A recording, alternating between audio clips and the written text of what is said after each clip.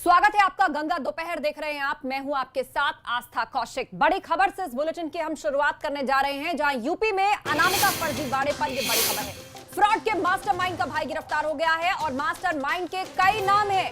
पुष्पेंद्र, नीटू, राज फर्जी degree racket का mastermind है पुष्पेंद्र उर्फ राज। पुष्पेंद्र ने ही कासगंज की सुप्रिया को नौकरी दिलवाई थी। तो अनामिका शुक्ला, ये नाम सबके जहन में कई दिनों से गूंज रहा है।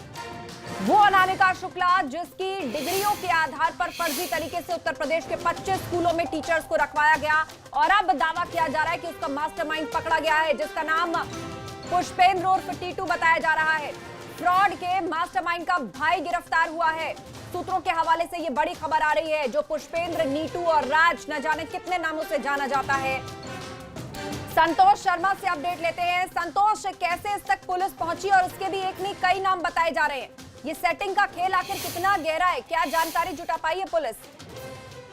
देखिए, जिस शख्स जसवंत को कासगंज पुलिस ने गिरफ्तार किया है, ये असल में उस राज उर्फ पुष्पेंद्र उर्फ नीटू, ये एक ही शख्स का नाम है और ये पुष्पेंद्र का भाई जसवंत है। दरअसल पुष्पेंद्र ही असल में फर्जी रैकेट चला रहा था, जो फर्जी डिग्री बना करके जो शिक्षिकाओं को भर्ती कराने के नाम पर जो फ्रॉड है। इस बात की जानकारी खुद न सिर्फ स्थानीय कासगंज, जालौन व आसपास की जनपदों की पुलिस को, बल्कि यूपीएससी भी लगातार पुष्पेंद्र पर नजर रखती है जब भी इस तरीके से पेपर लीक का मामला आता है या कोई फर्जिफिकेशन का मामला आता है। इसी कड़ी में कासगंज से गिरफ्तार किया गया जो शख्स है जसवंत, ये भी इसी उस रैकेट का हिस्सा है और पुष्पेंद्र का भाई है।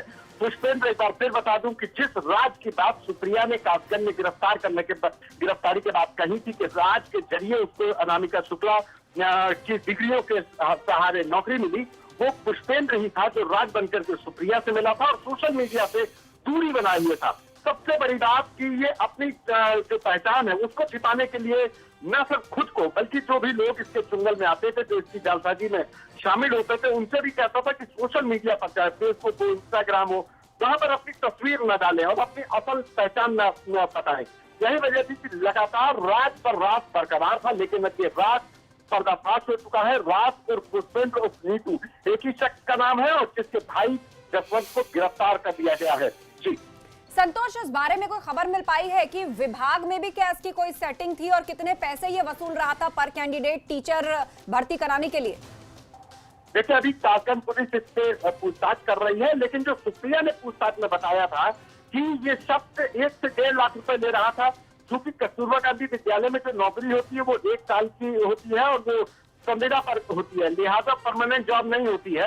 लिहाजा सस्ते में ही जो शिकार मिल गया उसी को वो अपना शिकार बना करके पैसे की ठगी कर रहा था। लेकिन आसपास के शिक्षा विभाग में बड़ा रैकेट चल रहा था, जिसको कि पुष्पेंद्र चलाता था, पुष्पेंद्र नीटू राज, और इसके बारे में जानकारी समूचे शिक्षा विभाग को रही है।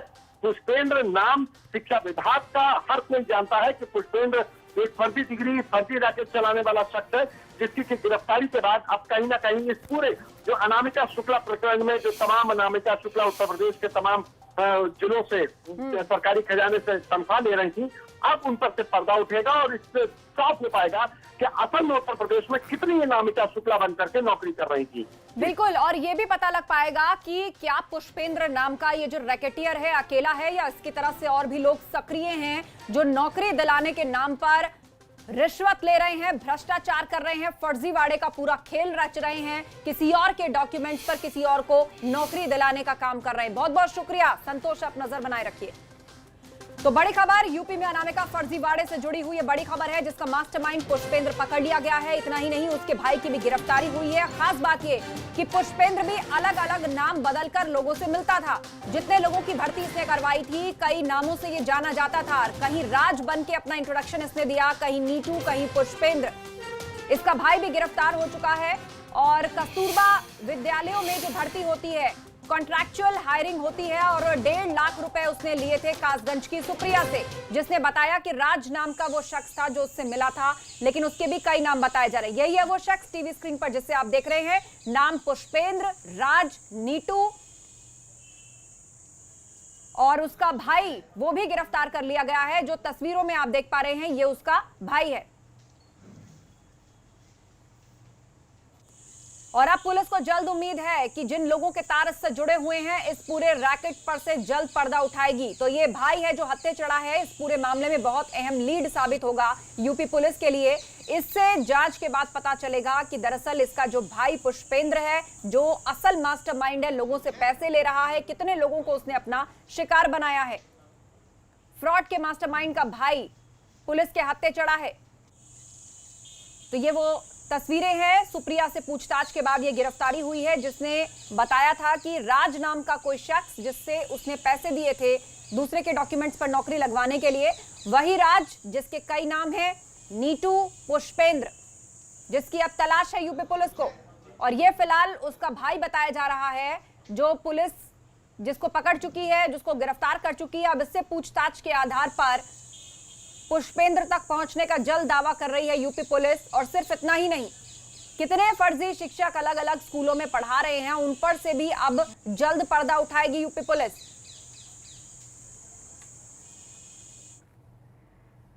तो कासगंज पुलिस ने अनामिका शुक्ला के नाम और शैक्षिक दस्तावेजों के आधार पर कस्तूरबा गांधी आवासीय बालिका विद्यालय कासगंज में सुप्रिया जाटव नाम की फर्जी महिला शिक्षक को भर्ती दिलवाई थी। फर्जी दस्तावेजों के आधार पर नौकरी लगवाने वाले दलाल जसवंत को मैनपुरी से गिरफ्तार किया गया, जिसकी तस्वीरें थोड़ी देर पहले हमने आपको दिखाई। जसवंत मैनपुरी निवासी पुष्पेंद्र का भाई है जो फर्जी दस्तावेज तैयार कर रैकेट संचालित कर नौकरी लगवाता है। तो फर्जीवाड़े के मास्टरमाइंड राज के कई राज हैं, जिस पर से एक बड़े राज तक पहुंच चुकी है यूपी पुलिस। फर्जी डिग्री रैकेट का बड़ा संचालक है राज, जिसका एक नाम पुष्पेंद्र भी है, नीटू भी है। अनामिका शुक्ला के असली दस्तावेजों पर सुप्रिया नाम की फर्जी शिक्षिका की भर्ती करवाई गई। कथित राज के भाई जसवंत को यूपी पुलिस ने पकड़ लिया है, अब उससे पूछताछ की जा रही है। अभी मास्टरमाइंड राज पुलिस की पकड़ से बाहर है। राज की गिरफ्तारी के बाद कई बड़े खुलासे हो सकते हैं इस मामले में।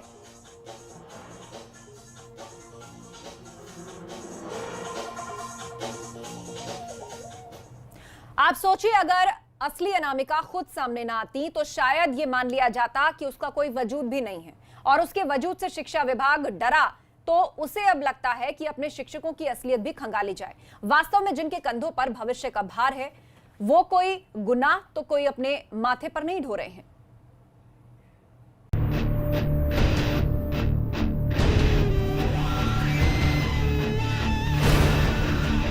अपनी फजीहत और किरकिरी के बाद शिक्षा विभाग इस मसले को लेकर किस कदर गंभीर है, इसकी भी बानगी बताते हैं। प्रेरणा पोर्टल की मदद से विभाग सभी तरह के फर्जीवाड़े पर रोक लगाने का दावा कर रहा है। ये पोर्टल कैसे काम करता है और कैसे इससे फर्जीवाड़ा रुकेगा, ये भी समझिए सचिव बेसिक शिक्षा से। प्रेरणा पोर्टल जिसकी आप बात कह रहे थे, तो उसमें प्रेरणा पोर्टल पर प्रेरणा ऐप के माध्यम से सभी शिक्षकों के हम लोग रजिस्ट्रेशन और फिर सभी बच्चों की भी डेटा एंट्री हम लोग उसमें करवा रहे हैं। और फिर जो हमारे पास यूनिफाइड डेटाबेस अब क्रिएट हो रहा है, उसमें हम लोग हर तरह का एनालिसिस कर सकते हैं कि कितने नाम हमारे रिपीट हो रहे हैं, कितने आधार कार्ड हमारे रिपीट हो रहे हैं, कितने मोबाइल नंबर हमारे रिपीट हो रहे हैं। तो एक हमारे पास यूनिफाइड डेटाबेस बच्चों का भी तैयार हो रहा है और शिक्षकों का भी तैयार हो रहा है। तो इससे अब हम लोगों के इस तरह की जो डुप्लीकेसी है, इस तरह की जो अनियमितता अनामिका शुक्ला वाले मामले में आई है, ये कम्प्लीटली हम लोग इसको इराडिकेट कर सकते हैं और वंस फॉर ऑल पूरे प्रदेश में कभी आगे इस तरह की कोई रिपीटिशन नहीं होगा भविष्य में, ये सुनिश्चित कराया जा सकता है। असली अनामिका सामने आई है तो एक फर्जी टीचर को जेल भी भेजा गया है। फिर भी अभी 8 और जिलों में फर्जी शिक्षकों की तलाश जारी है। बावजूद इसके कई सवाल हैं जिनका जवाब शिक्षा विभाग को देना है। सवाल ये कि आखिर अनामिका के असली दस्तावेज फर्जीवाड़ा करने वालों ने नियुक्ति के समय दिखाए कैसे? अगर असली दस्तावेज नहीं दिखाए गए तो फर्जी शिक्षकों को क्या बिना असली दस्तावेज के ही नौकरी दे दी गई? क्या ये रैकेट मॉनिटरिंग करता है कि कब किस जिले में किस विषय की भर्ती निकाली जा रही है? असली अनामिका शुक्ला के मिलने के बाद बेसिक शिक्षा विभाग ने काफ़ी हद तक राहत की सांस ली है। विभाग के अधिकारियों का और मंत्री का भी ये मानना है कि असली अनामिका शुक्ला के सामने आने के बाद अब इससे जुड़ी हुई गुत्थी जल्द ही पूरी तरह सुलझ जाएगी। ये भी सामने आएगा कि आखिर कौन था वो मास्टरमाइंड जो अनामिका शुक्ला के नाम पर जिले जिले में फर्जीवाड़ा करवा रहा था, फर्जी लोगों की नियुक्ति करवा रहा था। इतना ही नहीं, अब विभाग इस तैयारी में भी है तकनीक के सहारे कि आगे से इस तरह का कोई फर्जीवाड़ा ना हो पाए। अगर ऐसा है तो जाहिर है कि इसके पीछे कोई बड़ा रैकेट काम कर रहा है और जिसकी पैठ सिस्टम में अंदर तक है। एबीपी गंगा के लिए गोंडा से संतोष कुमार, श्रावस्ती से अम्मार रिजवी, देवरिया से संजीत शाही, लखनऊ से शैलेश अरोड़ा की रिपोर्ट।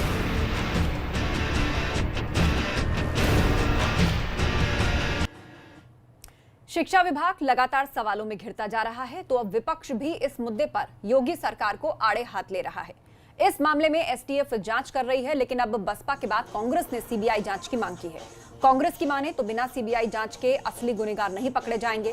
प्रियंका वाड्रा ने ट्वीट किया है कि भाजपा सरकार की नाक के नीचे ये महाघोटाला सिस्टम में बैठे लोगों की साठगांठ से हुआ है, जिसे साल भर दबाए रखा गया।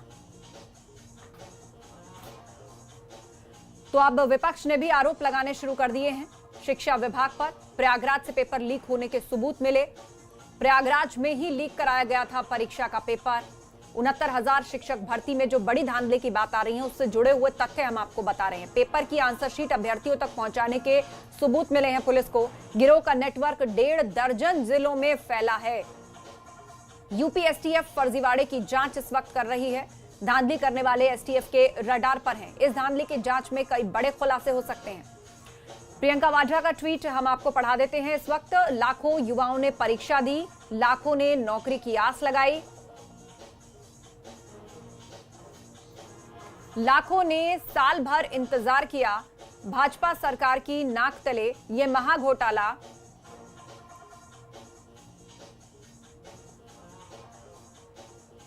सिस्टम में बैठे लोगों की साठगांठ से होता रहा। साल भर इसे दबाए रखा।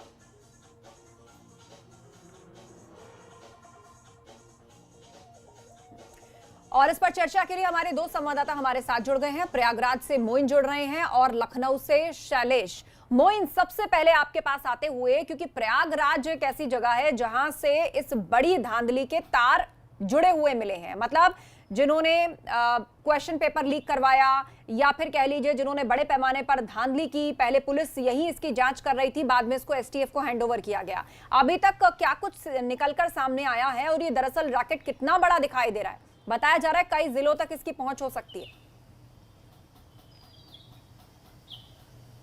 जी बिल्कुल, प्रयागराज पुलिस ने जब इस मामले की जांच की थी तो शुरू में ये फर्जीवाड़ा सामने आया था कि शिक्षक भर्ती के नाम पर किसी से पैसा ले लिया गया और उस अभ्यर्थी को पास भी नहीं कराया गया। लेकिन जब अफसरों ने जांच शुरू की, जांच टीमों ने अपना काम शुरू किया, तो धीरे धीरे परत दर परत खुलती चली गई और बाद में ये साफ हो गया कि ये बहुत बड़ा रैकेट है, जिसका नेटवर्क अकेले प्रयागराज तक ही नहीं बल्कि 16 से 17 जिलों तक फैला हुआ है। इस मामले में अब तक 11 लोगों की गिरफ्तारी हो चुकी है। जो गिरोह का मास्टरमाइंड है, गिरोह का सरगना है, झांसी का मेडिकल ऑफिसर है, जो व्यापम घोटाला जो कि मध्य प्रदेश का एजुकेशनल घोटाला था, जो उसमें आरोपी है, वो गिरफ्तार हो चुका है। 2 टॉपर भी इस मामले में गिरफ्तार हो चुके हैं। तो जब प्रयागराज पुलिस को यह लगा कि गिरोह का दायरा लगातार बढ़ने की बात सामने आ रही है, इनका नेटवर्क बढ़ने की बात सामने आ रही है और उसको काम करने में दिक्कत हो सकती है, तो उसने उत्तर प्रदेश सरकार से इस मामले की जांच एसटीएफ से कराए जाने का अनुरोध किया। सबसे पहले एबीपी गंगा ने ही इस खबर को ब्रेक किया था, इस खबर को दिखाया था और हमारी खबर दिखाए जाने के कुछ घंटे बाद ही उत्तर प्रदेश सरकार ने यह जांच एसटीएफ को सौंप दी थी। एसटीएफ ने आज से इस मामले में जांच शुरू कर दी है और जो मास्टरमाइंड है उसके खिलाफ कार्रवाई के लिए सरकार से सिफारिश कर दी गई है। तो इस वक्त की ये बड़ी खबर है, जो मास्टरमाइंड है, झांसी का मेडिकल ऑफिसर है, उसके खिलाफ कार्रवाई के लिए, उसके निलंबन के लिए, उसकी बर्खास्तगी के लिए सरकार से सिफारिश कर दी गई है। अब इस मामले में सरकार को फैसला लेना होगा। हालांकि जल्द से जल्द इसकी परतें खुले, क्योंकि 69,000 भर्तियों से जुड़े हुए वो कैंडिडेट्स भी हैं जो नौकरी की आस लगाए हुए बैठे हैं, पर मामला रोजाना नित नई गुत्थियों में और परतों में फंसता चला जा रहा है। शैलेश का रुख करते लखनऊ से हमारे साथ जुड़े हैं। शैलेश, अब अभ्यर्थियों के बीच में भी 2 तरह की बातें निकलकर सामने आ रही हैं। कुछ लोग जो चाह रहे हैं कि इतना चीटिंग और इतना फ्रॉड इसमें हुआ है, परीक्षा दोबारा होनी चाहिए, लेकिन एक मेहनतकश तबका ये भी कह रहा है कि जी हमने मेहनत करके इसको क्वालिफाई किया है, आप दोबारा पेपर की बात क्यों कर रहे हैं? तो कहीं ना कहीं इसकी जांच अभी लंबी चलेगी, पर उन 69,000 भर्ती वाले अभ्यर्थियों के लिए क्या समाधान फिलहाल है? देखिए, निश्चित रूप से आस्था, अब दो हिस्से हो चुके हैं अभ्यर्थियों के। एक वो हिस्सा जो चाहता है कि भर्ती पूरी हो, क्योंकि उसका नाम उस मेरिट लिस्ट में शामिल है जिस मेरिट के आधार पर 3 जून से काउंसलिंग होनी थी, लेकिन कोर्ट के आदेश से उस पर स्टे लग गया। दूसरा वो वर्ग जो इस मेरिट लिस्ट में शामिल नहीं है। तो अलग अलग वर्ग है। लेकिन देखिए, ये जो फर्जीवाड़े का पूरा रैकेट है वो इतना ही नहीं कि वो कुछ जिलों तक सीमित है, ऐसा लगता है पूरे प्रदेश में इसकी जड़ें फैली हुई हैं। 2018 में मथुरा में भी इस तरह के मामले पकड़े गए थे और मथुरा में भी एसटीएफ ने पकड़ा था कि किस तरह से शिक्षा विभाग में फर्जी शिक्षक काम कर रहे हैं। जांच का दायरा बढ़ा तो अब तक की अगर हम बात करें तो अमेठी, सीतापुर, अंबेडकर नगर, कुशीनगर समेत तमाम जिलों में करीब 126 एफआईआर हो चुकी हैं और 250 से ज्यादा आरोपित जो हैं वो एसटीएफ ने गिरफ्तार भी किए हैं। अब आगे जो अभी का मामला है इस पर आते हैं हम, जो 69,000 वाला। 69,000 के मामले में प्रयागराज में जिस तरह से पेपर लीक की बात सामने आई, दूसरी तरफ अनामिका शुक्ला वाला केस ले किस तरह से फर्जी तरीके से नौकरी दिलाई गई, तो ये सारी चीजें बताती हैं कि शिक्षा विभाग में कितने अंदर तक ये जो रैकेट है ये सक्रिय है। क्योंकि इतना आसान नहीं है कि सिर्फ फर्जी दस्तावेज तैयार हुए और आसानी से किसी को भी नौकरी मिल गई। ये निश्चित रूप से विभाग के वो लोग इसमें शामिल होंगे, चाहे वो बीएसए स्तर के हो या और बाबू हो। निश्चित रूप से इसमें अधिकारियों की मिलीभगत है और एसटीएफ की जब जांच आगे बढ़ेगी तो कई लोगों पर गाज गिरना लगभग तय है। कई सवाल हम लोगों ने अपने चैनल के माध्यम से उठाए। इस मामले को अब राजनीतिक पार्टियों ने भी लपक लिया है, क्योंकि इसके भ्रष्टाचार की जड़ें जहां तक जुड़ी हुई दिखाई दे रही हैं, शिक्षा विभाग सीधे तौर पर कटघरे में है। प्रियंका गांधी का ट्वीट हम दिखा रहे हैं, अखिलेश यादव इसको लेकर ट्वीट कर रहे हैं। विपक्ष ने लपक लिया है यूपी में इस मसले को। हालांकि अभ्यर्थी ये भी कह रहे हैं कि इस पर राजनीति ना हो, जल्द से जल्द कोई डिसीजन हो, इसको खत्म किया जाए, वैकेंसीज फुल की जाए, मामले को एक पार लगाया जाए। लेकिन राजनीतिक रंग लेता भी दिखाई दे रहा है ये मामला। देखिए, बिल्कुल निश्चित रूप से पूरी तरह से राजनीतिक रंग ले चुका है ये जो मामला है और लगातार विपक्ष को एक बड़ा मुद्दा मिल चुका है सरकार के खिलाफ। क्योंकि रोजगार जो होता है, जब भी चुनाव आते हैं, रोजगार एक सबसे बड़ा मुद्दा होता है, हर पार्टी के एजेंडे में इसको शामिल किया जाता है।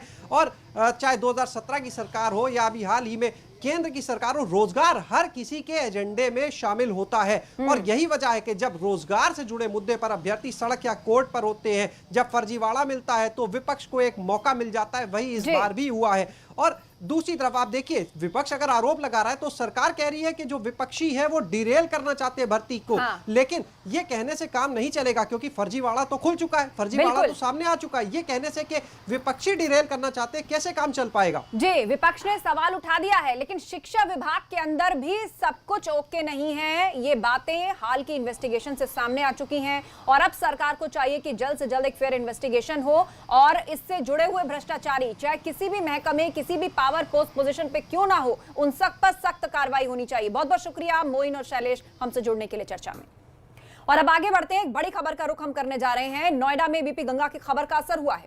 गर्भवती महिला की मौत के मामले में कार्रवाई हुई है। नोएडा के ईएसआईसी के डायरेक्टर को हटा दिया गया है। दिल्ली ईएसआईसी डायरेक्टर से अटैच हुए अनीस सिंगल, डीएम ने दोषी मानकर हटाने के लिए पत्र लिखा था और अब यह कार्रवाई हुई है। आपको याद दिला दें, बीपी गंगा ने इस खबर को उठाया था और बताया था कि कैसे एक शख्स अपनी गर्भवती पत्नी को लेकर रात भर नोएडा, ग्रेटर नोएडा के कई अस्पतालों के चक्कर लगाता रहा, लेकिन किसी ने भी उसको एडमिट नहीं किया और आखिरकार उस महिला की मौत हो गई।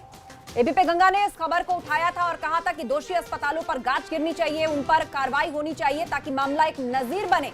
महामारी के समय में इतनी असंवेदनशील कैसे हो गए स्वास्थ्य व्यवस्था या अस्पताल प्रशासन? तो अब ऐसे में कार्रवाई हुई है नोएडा के ईएसआईसी के डायरेक्टर पर, उनको हटाया गया है और दिल्ली ईएसआई डायरेक्टरेट से अटैच किया गया है। दरअसल डीएम ने इस पर एक इन्वेस्टिगेशन की बात कही थी और उसके बाद अब दोषी मानते हुए उनको हटाने के लिए पत्र लिखा था, जिसके बाद अब ये कार्रवाई हुई है। नोएडा के ईएसआईसी अस्पताल के डायरेक्टर फिलहाल दिल्ली ईएसआई में अटैच कर दिए गए हैं, उन्हें उनके पद से हटा दिया गया है। इस वक्त की बड़ी खबर हम आपको बता रहे हैं।